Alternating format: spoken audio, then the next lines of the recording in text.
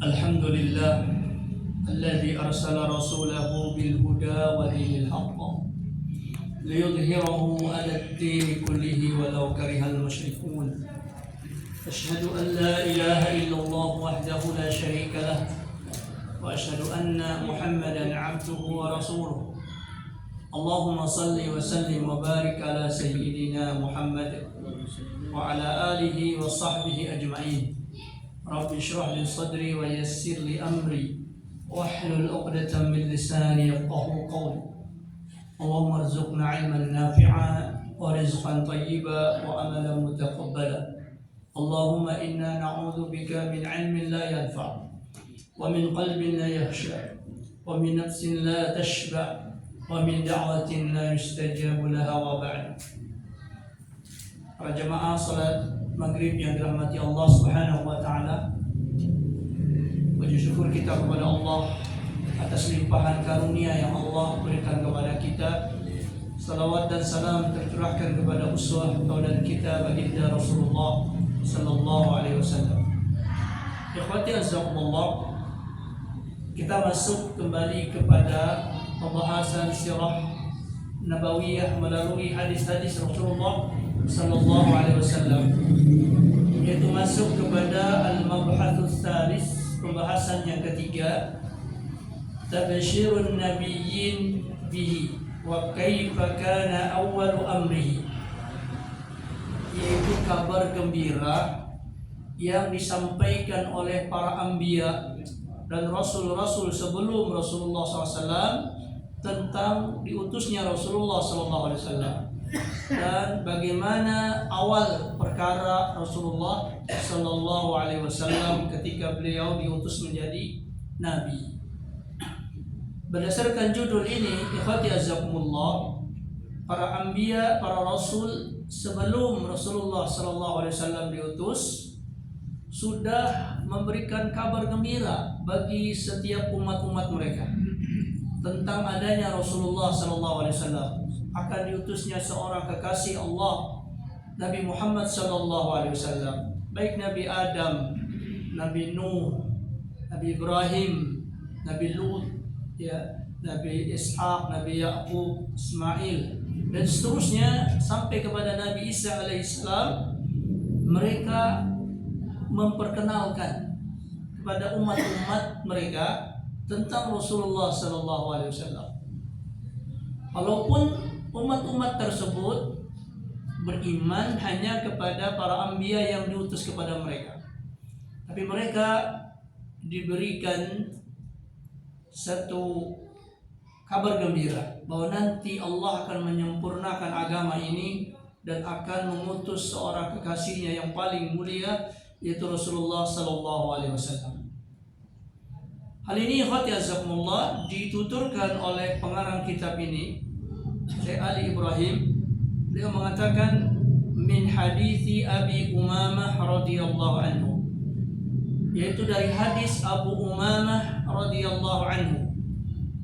Qala, berkata Abu Umamah, qultu, aku bertanya kepada Rasulullah SAW, aku berkata kepada beliau, ya Nabi Allah, wahai Nabi Allah, makana, apakah ada atau apa permulaan awalu makana awala bad'i amrika, apa yang menjadi awal permulaan perkara engkau?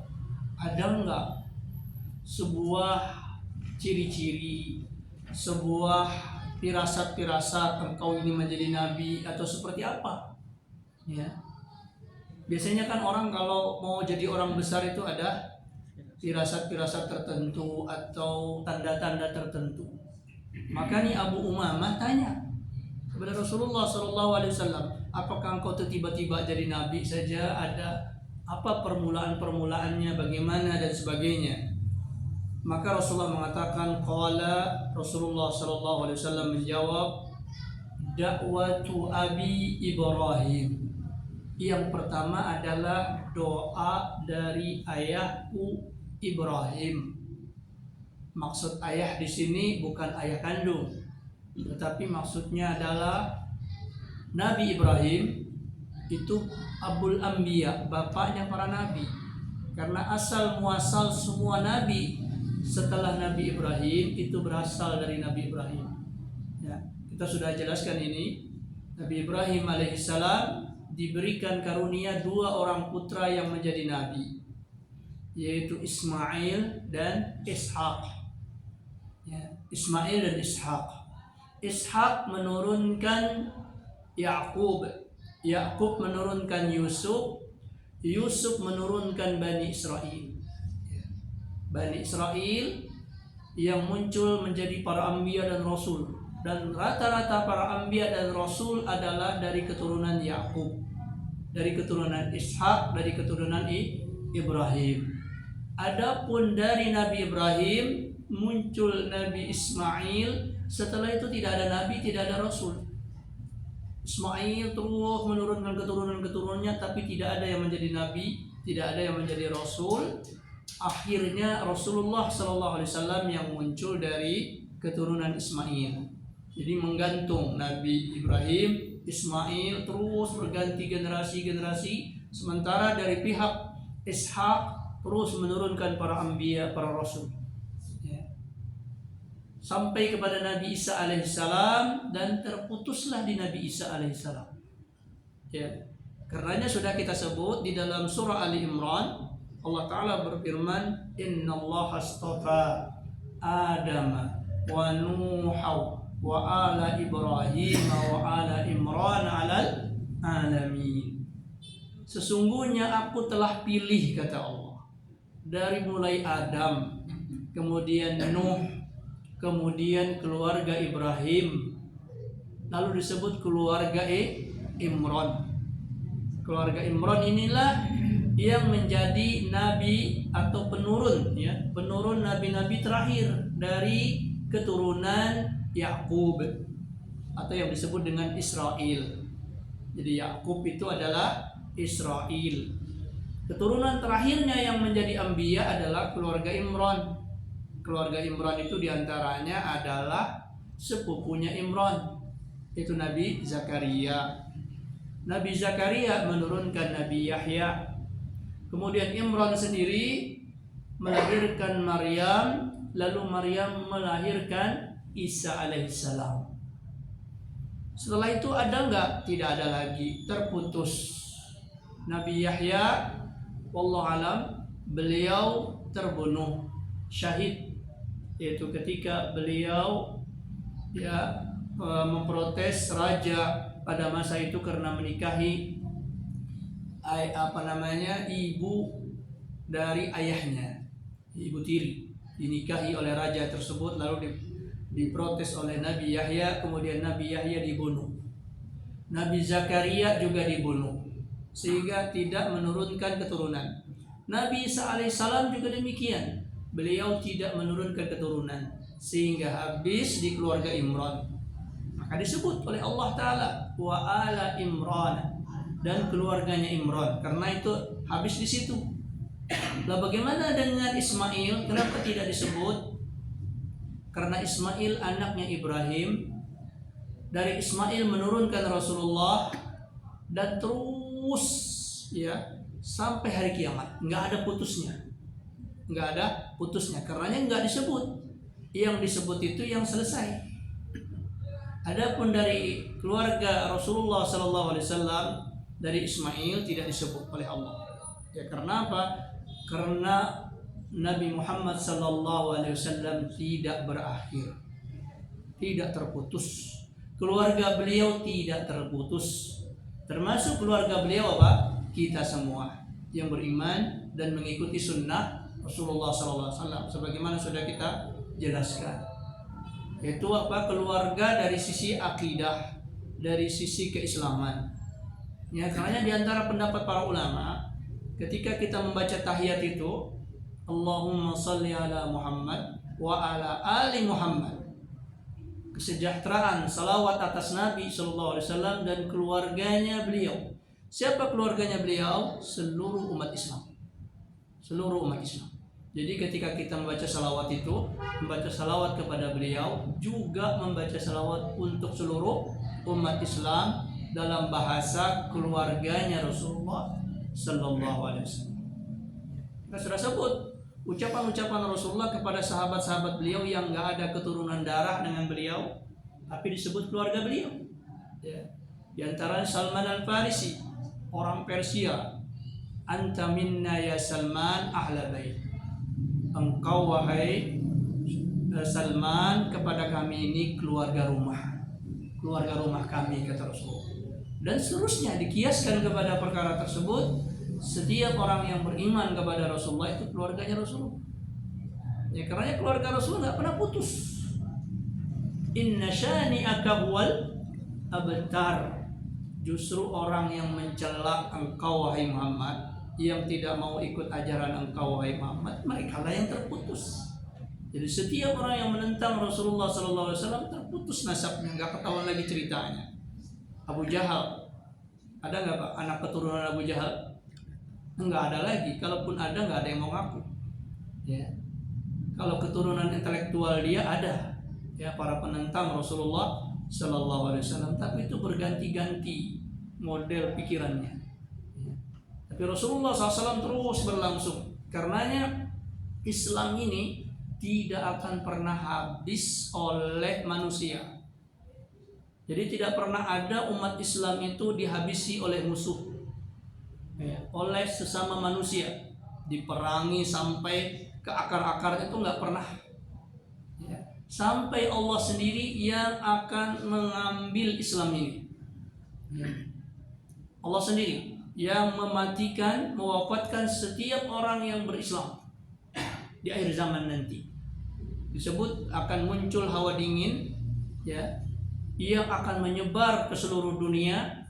Tidak ada orang yang beriman walaupun sebidi dzarrah kecuali wafat, meninggal. Dan apa yang tersisa? Yang tersisa syirarun nas, manusia-manusia paling buruk. Artinya nggak ada lagi umat Islam. Nggak ada lagi umat Islam. Yang tersisa adalah orang-orang yang tidak mengenal Islam.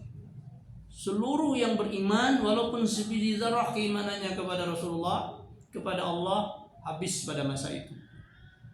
Yaitu setelah datangnya Al-Mahdi, datangnya Nabi Isa alaihissalam, lalu bertempur dengan orang Yahudi yang dipimpin oleh Dajjal, ya, sampai Dajjal terbunuh, habislah Yahudi.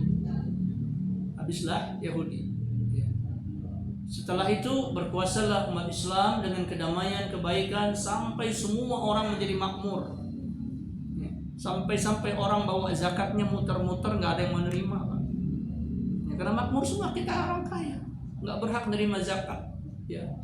Sampai kemudian diganti oleh penerus beliau, sampai kemudian selesai umat Islam di situ.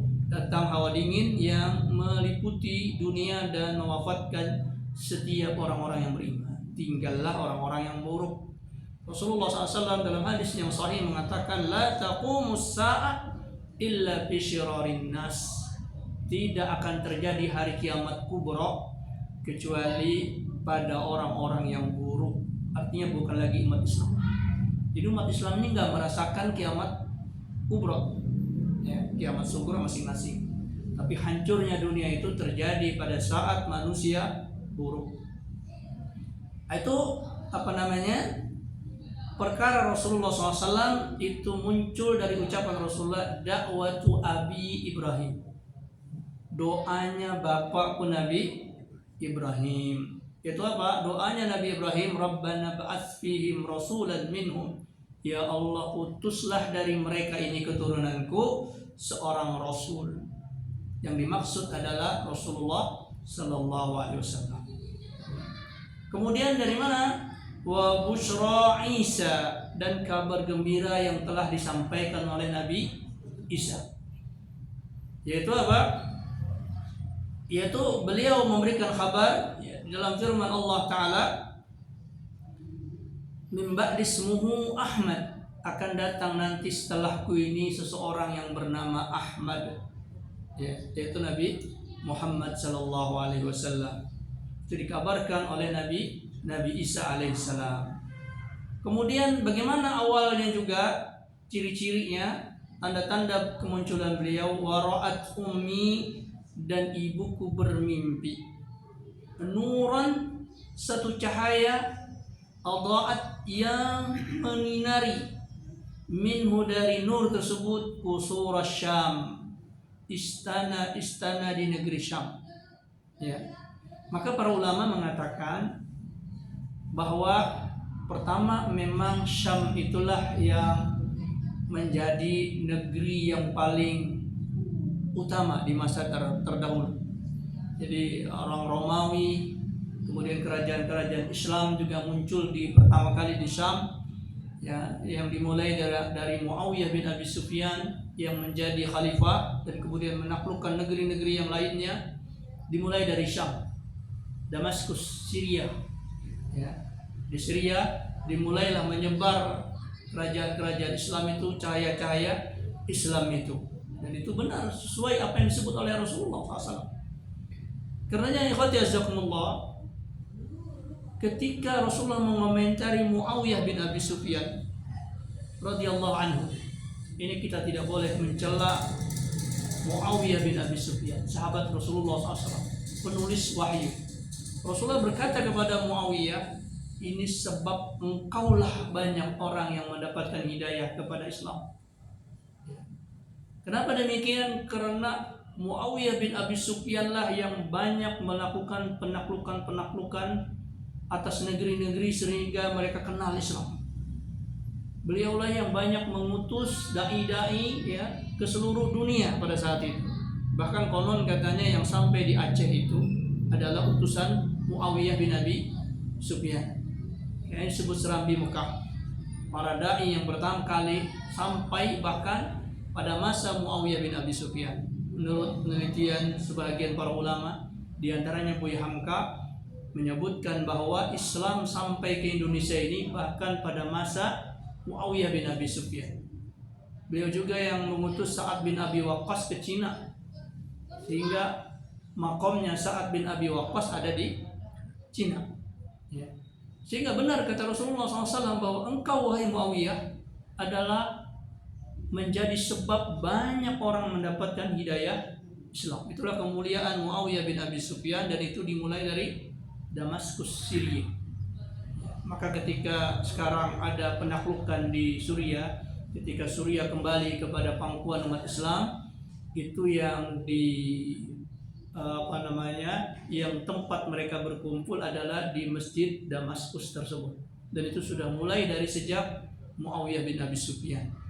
Maka dari situlah cahaya Islam menyebar, ya, ke seluruh penjuru dunia. Ada juga para ulama mengatakan Qusurus Syam ini adalah bahasa kinayah. Bahasa kinayah untuk menunjukkan bahwa semua kerajaan-kerajaan besar di dunia akan mengenal Islam. Sampai hari ini. Di Inggris sekarang sudah mulai tersebar Islam. Ya, di Jerman mulai tersebar Islam. Dengan cara apa? Bukan dengan cara perang, tapi dengan kalimat apa? La ilaha illallah. Ketika orang mengenal ajaran Islam. Dan itu dimunculkan atau dimulai dari imigran-imigran Muslim yang hijrah ke Prancis, ke Jerman. Makanya sekarang kita lihat para pemain bola itu rata-rata apa?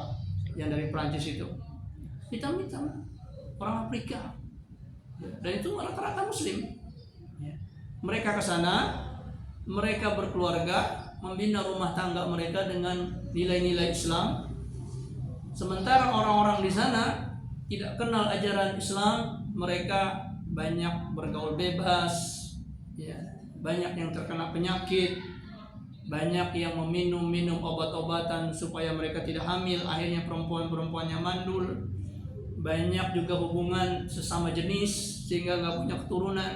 Lambat laun yang paling banyak jumlahnya umat Islam, dan akhirnya mereka mengerti ternyata mulianya ajaran Islam, artinya tersebar ke seluruh dunia.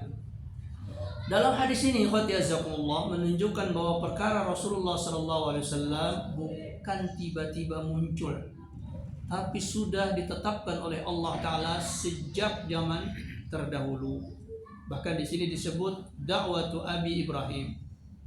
Dalam hadis yang lain bahkan sebelum Adam alaihissalam Sebelum Adam alaihissalam, perkara Rasulullah sudah ditetapkan oleh Allah. Ya, dalam hadis Irbad bin Sariyah, radhiyallahu anhu qala, berkata Irbad bin Sariyah, sami'tu Rasulullah sallallahu alaihi wasallam yaqul, aku mendengar Rasulullah SAW bersabda, inni indallahi fi ummil kitab la khataman nabiyyin. Sesungguhnya aku ini di sisi Allah di ummul kitab, maksudnya di Lauhil Mahfuz, sudah ditetapkan oleh Allah menjadi nabi terakhir, nabi penutup. Sudah ditetapkan oleh Allah Subhanahu wa taala, ditulis ya. Dalam pandangan para ulama, yang pertama kali diciptakan oleh Allah adalah al-qalam, pena.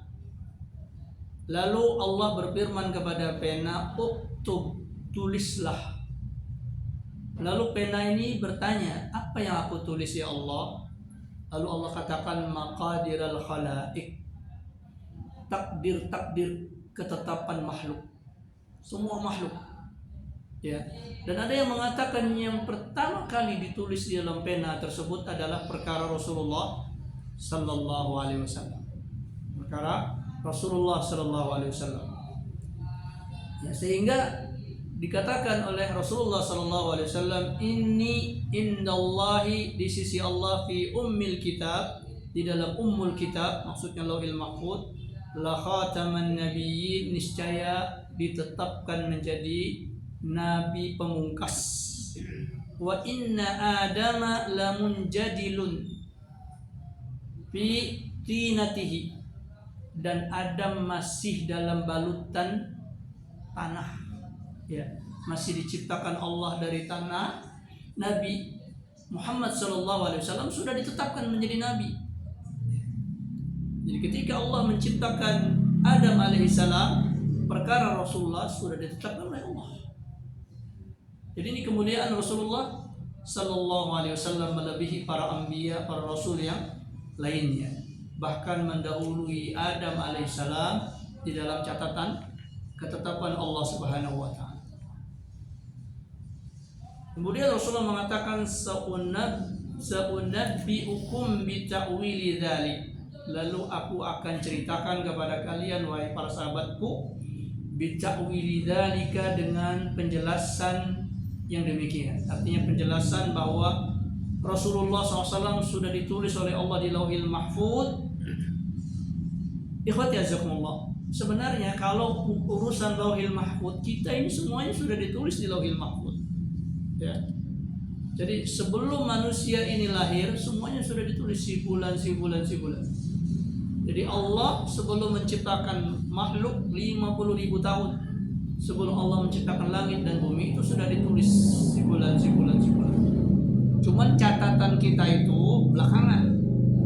Catatan yang pertama tentang Rasulullah SAW, itu yang dimaksud. Ya.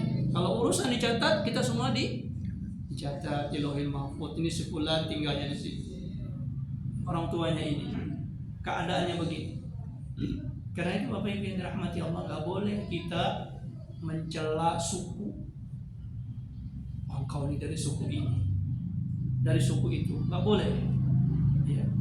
Karenanya ketika Khalid ibn Walid mencela Abdullah bin Mas'ud, itu ditegur langsung oleh Rasulullah SAW. Idza dzukira ashabi fa amsiku lisanakum, apabila disebutkan sahabatku, jaga mulut kalian. Itu antar sahabat senior dengan sahabat baru. Ya, bagaimana dengan orang yang bukan sahabat? Ya.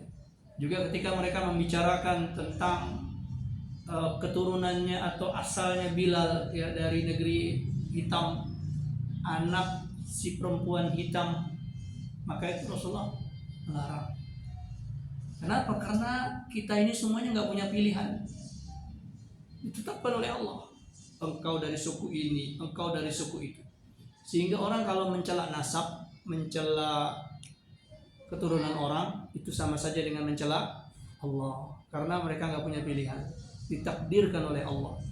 Tapi yang dimaksud oleh Rasulullah bahwa aku di sisi Allah ada di Lauhil Mahfuz menjadi khataman nabiyyin, maksudnya beliau pertama yang ditulis. Baru urusan-urusan yang lain. Ya termasuk urusan penciptaan Adam alaihissalam. Nah, di antara bukti bahwa Rasulullah SAW sudah ada sejak zaman ajali itu adalah tiba-tiba saja Allah Subhanahu wa taala mengilhamkan, mewahyukan dan memberikan di dalam hati Nabi Ibrahim alaihissalam untuk berdoa meminta diberi keturunan yang menjadi rasul.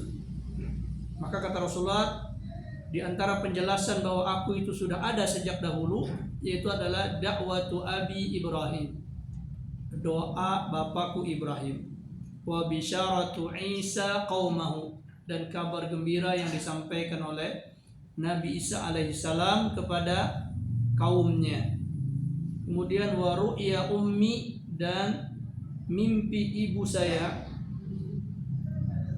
ra'at annahu, yaitu beliau bermimpi bahwa sesungguhnya kharaja, telah keluar, minha, dari beliau, ya dari beliau,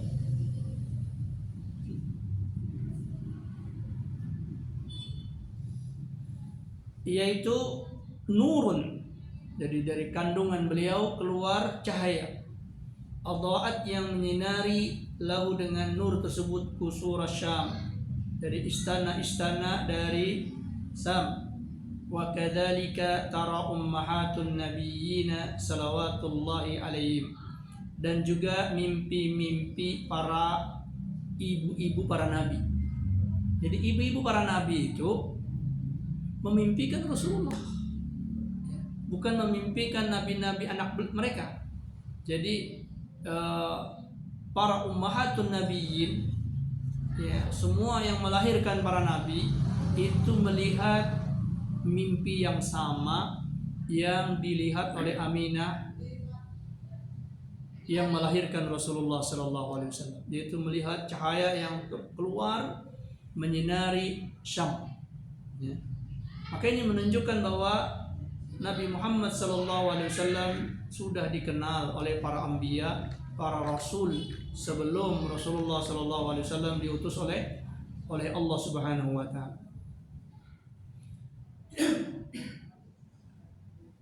Karenanya ikhwati azzakumullah,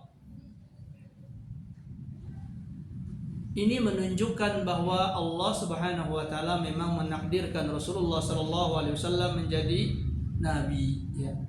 Hadis-hadis ini sahih, dikeluarkan oleh Imam Ahmad dalam Musnadnya, Tabrani dalam Mu'jamul Kabir, juga Imam Al-Baihaqi di dalam Ad-Dalail An-Nubuwah An-Nabawiyah, kemudian Ibnu Sa'ad di dalam Tabaqatnya, dan banyak para ulama hadis yang meriwayatkan hadis tersebut. Sehingga ikhwati azakumullah, para anbiya dan para rasul sebelum Rasulullah adalah penghantar, atau di dalam istilah agamanya disebut muhaiminan. Muhaiminan itu artinya batu loncatan. Batu loncatan. Karenanya tidak boleh ada satupun manusia setelah Rasulullah sallallahu alaihi wasallam diutus untuk mengikuti para anbiya dan para rasul sebelum Rasulullah sallallahu alaihi wasallam. Ya, sebagai contoh Bapak Ibu yang dirahmati Allah, ketika kita diperintahkan oleh Allah untuk berkhitan, maka ketika kita berkhitan ini, apa alasan kita? Lalu kita mengatakan karena Nabi Ibrahim berkhitan. Maka ini jawaban keliru. Karena kita tidak diperintahkan untuk mengikuti apa? Agamanya Nabi Ibrahim alaihissalam yang pada saat dia diutus. Lalu kenapa kita berkhitan? Karena Rasulullah sallallahu alaihi wasallam yang menyuruh kita berkhitan, dan itu dikuatkan dengan sunnahnya Nabi Ibrahim. Ya, begitu pula hal-hal yang ada kesamaan dengan syariat orang-orang sebelum kita, maka patokannya Rasulullah SAW. Ada perintah dari Rasulullah, ada dari sunnah perbuatan dari Rasulullah, maka apabila ada kesamaan dengan para anbiya dan rasul, maka yang menjadi dalil kita adalah Rasulullah sallallahu alaihi wasallam. Kalau tidak ada dari sunnah Rasulullah SAW, tapi ada dari sunnah para anbiya dan para rasul sebelumnya, maka tidak boleh kita praktekkan. Ini di dalam istilah fikih disebut syar'u man qablana, syariat orang-orang sebelum kita. Syariatnya Nabi Isa, syariatnya Nabi Musa dan sebagainya. Jadi kalau ada hari ini ada orang mengaku sebagai pengikut Nabi Isa, walaupun dia benar-benar mengikuti syariat Nabi Isa, maka dia tersesat. Seandainya benar-benar mereka mengikuti Nabi Musa alaihissalam, ini ada bukti otentik umpama ya, walaupun tidak mungkin, maka mereka tetap tersesat.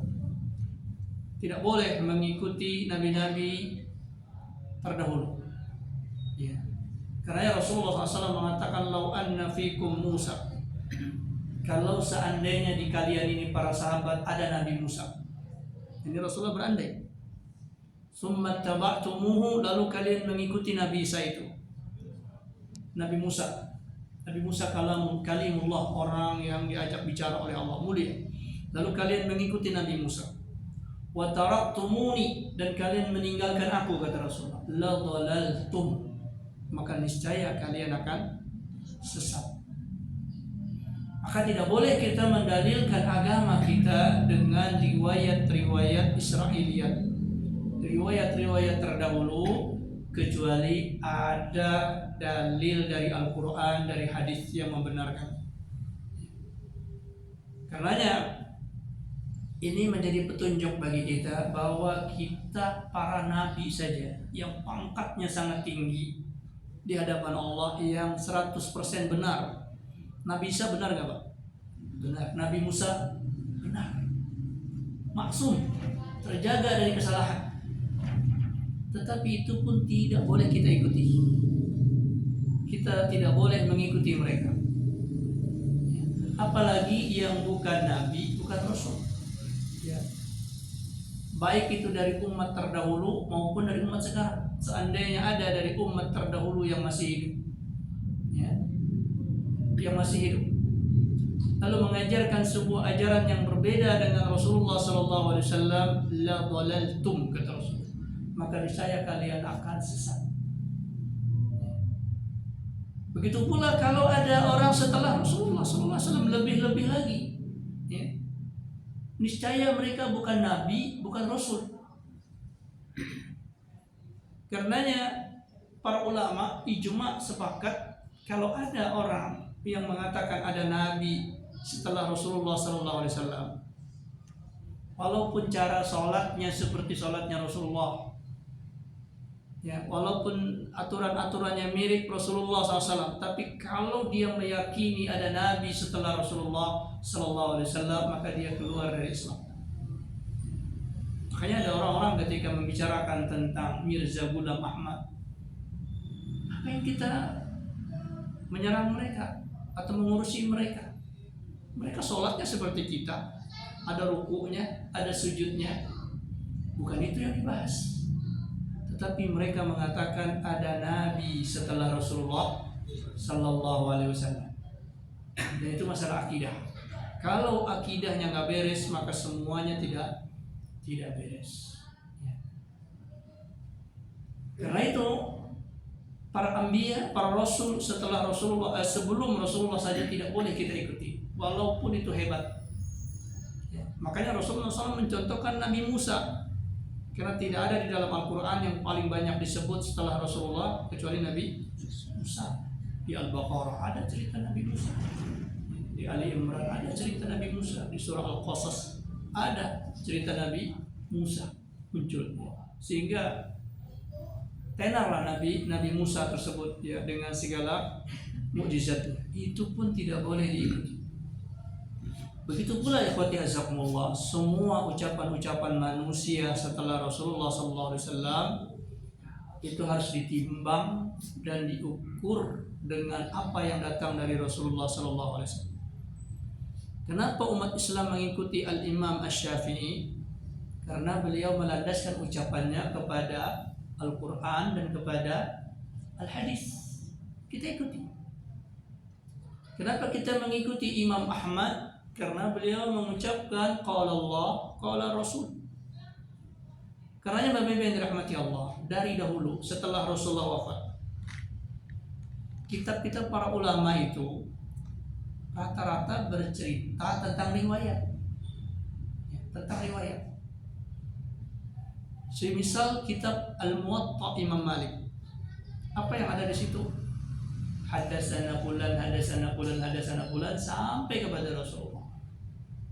Nggak ada pendapat beliau kecuali hanya pendapat tentang sedikit kesimpulan dari hadis-hadis itu. Lebih banyak riwayat. Begitu pula Imam Abu Hanifah. Di antara kitab beliau Fiqhul Akbar, fikih akbar. Fikih akbar maksudnya adalah fikih tentang tauhid, tentang akidah. Di situ juga beliau menyebutkan riwayat-riwayat sampai kepada Rasulullah. Musnad Al-Imam Asy-Syafi'i. Musnad Al-Imam Asy-Syafi'i memuat hadis-hadis tentang Rasulullah sallallahu alaihi wasallam. Karenanya kalau orang berbicara tentang mazhab Al-Imam Asy-Syafi'i, lalu dia merujuk kepada kitab atau kepada kitab Musnad, keliru. Karena itu bukan kitab mazhab, itu kitab riwayat hadis. Ya, juga kitab riwayat hadis dari ucapan Imam Syafi'i sampai kepada Rasulullah SAW. Karenanya kenapa kitab tidak dijadikan rujukan di dalam mazhab Syafi'i? Ya karena itu memang bukan berbicara secara khusus pendapat Imam Syafi'i. Beliau hanya menurunkan hadis sampai kepada Rasulullah SAW. Baru orang belakangan, para imam-imam di belakangan menjelaskan kitab dari pendapat Imam Syafi'i tersebut. Barulah muncul kitab Al-Iqna, Fathul Mu'in, ya, kitab-kitab I'anat Talibin. Nah, baru itu yang menjadi rujukan apa? Mazhab dari Imam Asy-Syafi'i. Begitu pula dalam mazhab Hambali. Enggak ada orang mengatakan rujukan mazhab Hambali adalah Musnad Imam Ahmad. Karena itu hadis semua. Yang dirujuk apa? Yang dirujuk adalah kitab sesudahnya yang dijelaskan oleh para ulama yang mengikuti dan menukilkan riwayat dari Imam Ahmad. Ya, semisal Imam Ibnu Qudamah dalam kitab beliau Al-Mughni dan seterusnya. Jadi imam-imam terdahulu semuanya meriwayatkan tentang Rasulullah SAW. Jadi itu metode diikuti, mulai dari Imam Ahmad, lalu muncul Imam Bukhari, Imam Muslim. Apa kitab mereka? Hadis semua. Ya. Imam Bukhari punya Adabul Mufrad. Kitabnya apa itu? Hadis. Ya. Sahih Bukhari, hadis. Muslim, hadis. Semuanya hadis yang mereka ceritakan. Karena itulah Islam. Ya. Yang itulah yang dimaksud bahwa mengikuti Rasulullah SAW, maka mengikuti riwayat demi riwayat, lalu kemudian dijelaskan maknanya, dijelaskan makna hadis itu di belakangan hari ketika hadis-hadis itu sampai ke kita yang tidak ngerti bahasa Arab, yang tidak ngerti tentang susunan-susunan ucapan-ucapan itu, tentang peristiwa-peristiwa hadis itu kapan, peristiwa-peristiwa ayat itu kapan. Nah, ini yang dimaksud tentang bahwa asal Rasulullah SAW telah dibincangkan oleh Allah, telah ditetapkan oleh Allah sejak ajali. Jadi orang terdahulu meneruskan atau menyampaikan kepada syariat Rasulullah, orang belakangan mengikutkan semua tata cara hidup, tata cara beragama, baik di pasar maupun di masjid, baik di politik maupun di tempat-tempat, tidak ada boleh lepas dari apa yang dibawa oleh Rasulullah Sallallahu Alaihi Wasallam. Ini maksud hal tersebut. Jadi min awalihi ila akhirih, dari awalnya Islam sampai akhirnya Islam, dari mulai Nabi Adam alaihissalam sampai kepada Rasulullah sampai akhir zaman, maka itu harus mengikuti Rasulullah Sallallahu Alaihi Wasallam. Tapi kita masih ada 10 menit, kalau ada yang ditanyakan falyatafadhal, silakan. Ayo Ustaz. Ya. Kalau di kitab Taurat ya, ada 10 perintah Tuhan. Itu apakah itu masuk di dalam Al-Quran? Nah, barakallahu fiik. Jadi antara ciri-ciri kitab atau kitabul wahyi, kitab wahyu yang Allah turunkan kepada para anbiya dan rasul, itu selalu ada 10 perintah Tuhan tersebut. Di Taurat ada 10 perintah Tuhan. Di Injil ada 10 perintah Tuhan. Di Al-Quran ada nggak? Ada juga 10 perintah Allah Subhanahu wa Ta'ala. Itu dalam surah Al-A'raf, atau di dalam surah Al-A'raf disebutkan tentang tidak boleh mempersekutukan Allah, kemudian memuliakan orang tua, tidak boleh berzina, tidak boleh mencuri, dan seterusnya. Dan kila ada yang mengatakan juga di dalam kitab Weda ada 10 perintah Tuhan. Sehingga ada yang mensinyalir, Allah alam, ya, ada yang mensinyalir bahwa bisa jadi pembawa agama terdahulu itu ya, adalah seorang nabi, ya, karena ada 10 perintah Tuhan di dalam kitab Weda tersebut, ya. Ada yang mengatakan Siddhartha Gautama ini seorang nabi, walaupun kita tidak boleh mengiktikadkannya. Tapi kalau kemungkinan iya, tapi tidak boleh kita mengiktikadkan, meyakinkan beliau seorang nabi. Tapi kalau kemungkinan iya. Kenapa demikian? Karena beliau diutus sebelum Nabi Isa, sebelum Masehi, dan itu berarti sebelum Rasulullah Sallallahu Alaihi Wasallam. Dan nabi-nabi, orang-orang soleh sebelum Rasulullah Sallallahu Alaihi Wasallam diutus oleh Allah di setiap kaumnya, di setiap daerah-daerahnya masing-masing. Ya. Dan kemuliaan mereka, akhlak mereka itu menjadi buah bibir di tengah masyarakatnya. Mereka dicintai. Saking cintanya masyarakat itu kepada para anbiya dan rasul ini, lalu mereka menyembahnya. Apa sebab orang menyembah Nabi Isa? Al-mahabbah, cinta. Ya. Begitu pula tokoh-tokoh para anbiya terdahulu, ada yang mereka sembah. Ya. Pada masa Nabi menjelang diutusnya Nabi Nuh alaihissalam, maka orang-orang soleh itu dibuatlah patungnya, sesembahannya. Karena apa? Mahabbah, cinta. Karenanya Allah Subhanahu wa taala mengingatkan kita di dalam surah Al-Baqarah, wa minan nasi may yattakhidhu min dunillahi andada yuhibbunahum ka hubbillah.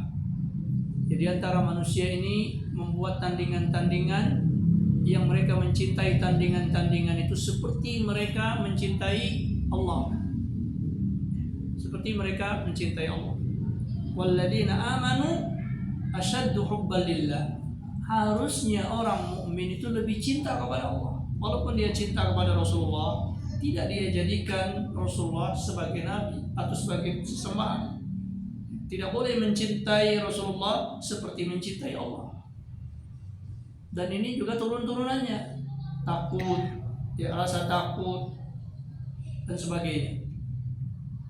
Coba begini Pak, ada orang mencuri, tertangkap. Untuk melepaskan pencurian dia bilang apa? Demi Allah saya nggak nyuri. Demi Allah saya tidak mencuri. Lalu dikatakan, berani nggak engkau sumpah pocong? Berani nggak engkau bersumpah di depan kuburan wali fulan ini bahwa engkau tidak mencuri? Rata-rata orang nggak berani, takut kualat. Padahal nama Allah disebut sama dia. Demi Allah saya nggak mencuri. Ya. Tapi kalau bagaimana kau bersumpah disambar petir? Nggak berani dia. Kau bersumpah tidak mencuri, kalau kau mencuri akan disambar petir. Nggak berani dia. Padahal apa? Petir, pocong, kuburan, semuanya makhluk Allah. Semuanya makhluk Allah. Itu yang terjadi. Jadi semua perintah-perintah Allah yang 10 itu ada di semua kitabul wahyi di awal keadaannya. Ya, walaupun mereka mentahrifnya, merubahnya. Ya Allah alam. Nah. Ada yang lain?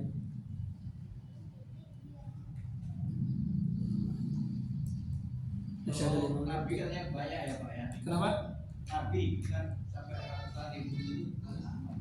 Iya, para anbiya itu dikatakan Allah alam sekitar semuanya para nabi dan anbiya dikatakan 1.600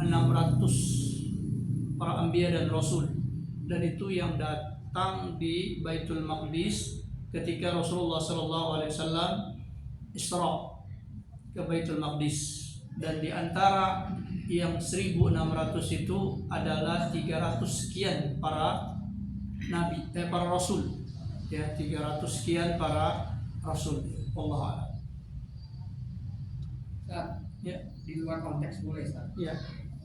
Isra Mi'raj itu kan Nabi memimpin sholat. Ya. Sholat itu diikuti semua sama para nabi kan? Ya. Berarti syariatnya para nabi pun sholat seperti Nabi. Iya. 5 waktu juga atau bagaimana Ustaz? Nah, wallahu alam masalah 5 waktunya itu. Tapi tata cara sholat, saum, haji, rukun Islam pokoknya. Rukun Islam itu sudah mulai dari Nabi Adam alaihissalam. Karena Nabi Adam agamanya apa? Islam. Nabi Ibrahim agamanya Islam. Nabi Musa agamanya Islam. Nabi Isa agamanya Islam. Dan malaikat datang bertanya kepada Rasulullah, apa itu Islam? Lalu Rasulullah menjawab, buniyal Islam ala khamsin. Islam itu dikatakan orang itu Islam kalau dia dibangun di atas 5 pondasi, 5 rukun. Syahadat, sholat, zakat, saum, haji. Berarti itu bukan hanya agamanya Nabi Muhammad. Agamanya Nabi Adam Islam. Berarti apa? 5 perkara. Ibrahim 5 perkara. Dan seterusnya sampai kepada Nabi Isa 5 perkara. Karenanya di banyak sekarang penelitian akan di kitab-kitab yang sudah dirubah oleh mereka diceritakan bahwa Nabi Isa alaihissalam itu melumuri muka beliau dan membasuh tangan beliau ketika mau beribadah seperti wudhu. Nabi Isa alaihissalam sholat, kemudian beliau apa? Zakat. Wa awsani bis sholati waz zakat, dan Allah mewajibkan kepadaku yaitu sholat dan zakat. Bahkan beliau diceritakan juga bersaum. Nabi Musa alaihissalam ketika Rasulullah turun dari menghadap Allah ditanya, apa yang Allah perintahkan? Sholat. Ngerti nggak Nabi Musa alaihissalam sholat? Ngerti. Berat itu kata beliau. Suruh balik. Kalau seandainya Nabi Musa nggak kenal sholat, nggak bakal disuruh Nabi Muhammad untuk nego lagi kepada Allah. Kenal. Nabi Musa sholat. Karena di dalam Musnad Imam Ahmad disebut ketika Nabi Muhammad Isra Mi'raj, beliau melihat ke kuburannya Nabi Musa alaihissalam, dan Rasulullah mengatakan, aku melihat Musa qaimun, berdiri sholat di tanah merah, di Kasibul Ahmar, di dalam kuburan beliau. Jadi semua syariat-syariat itu ada pada Rasulullah, dan tata cara sholatnya pun sama, ada ruku, ada sujud. Sejak Nabi Ibrahim disebut ruku, sujud, begitu pula saumnya. Adapun masalah waktunya, Allah alam. apakah 5 waktu, apakah 60 waktu, ya. Berdasarkan riwayat dari Isra Mi'raj tersebut, umatnya Nabi Musa lebih banyak lagi sholatnya, maka mereka tidak mampu. Maka ketika Rasulullah disuruh sholat 50 waktu, kata Nabi Musa, nggak bakalan bisa. Minta umat saja yang gede-gede nggak bisa, apalagi umat engkau tuh kecil-kecil. Minta, tawar kepada Allah, turun 5. Ya, ketika minta lagi, kata Allah 5 ini sama dengan 50, karena 1 kali syariat, 1 kali ibadah diganjar dengan 10 kali kebajikan, 10 kali pahala. Ya, yang 5 ini ya 50. La yubaddalul qawlu ladayya wa ma ana bidzallamin lil abid. Tidak akan berubah qaulku, ucapanku, kata Allah, dan aku tidak menzalimi hamba. Mesti bisa dilakukan oleh hamba itu. Jadi demikian. Baik, kita cukupkan apa yang kita bahas di kesempatan kali ini. Semoga Allah Ta'ala memberikan taufik, jadikan kita umat Rasulullah SAW mengikuti sunnah beliau ila yaumil qiyamah, sampai hari kiamat kelak. Aqulu qawli hadza wa astaghfirullah, subhanakallahumma wa bihamdika, asyhadu an la ilaha illa anta, astaghfiruka wa atubu ilaik. Assalamualaikum warahmatullahi wabarakatuh.